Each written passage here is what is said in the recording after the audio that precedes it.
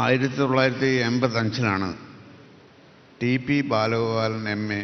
എന്ന് പറയുന്ന സിനിമയ്ക്ക് വേണ്ടി ഞങ്ങൾ രണ്ടുപേരും ഒന്നിച്ചിരുന്ന് സംസാരിച്ച് ഒരു കഥയുണ്ടാക്കി, തിരക്കഥയുണ്ടാക്കി സിനിമയാക്കുന്നത്.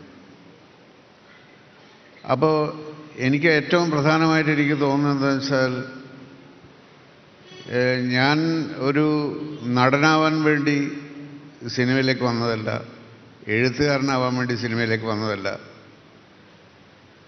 അവിചാരിതമായും ഒക്കെ സംഭവിച്ചു പോവുകയായിരുന്നു.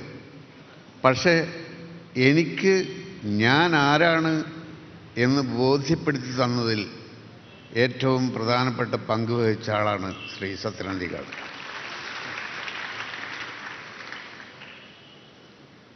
അതുതന്നെയാണ് പ്രധാനപ്പെട്ട കാര്യം എന്ന് ഞാൻ വിചാരിക്കുന്നു.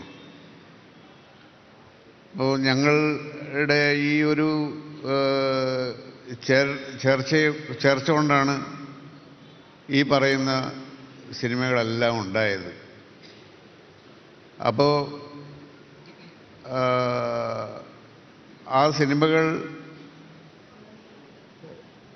ഇത് ഞങ്ങളൊന്നിച്ച് കഥയുണ്ടാക്കിയെന്ന് മാത്രമല്ല, അതിൻ്റെ ഓരോ ഘട്ടത്തിലും അത് വേണ്ട രീതിയിൽ ആളുകൾക്ക് മനസ്സിലാവുന്ന രീതിയിൽ അത് ചിത്രീകരിക്കുവാനും അദ്ദേഹം കാണിച്ചിട്ടുള്ള മിടുക്ക് തന്നെയാണ് ആ സിനിമകളൊക്കെ വിജയത്തിലെത്തിച്ചത്.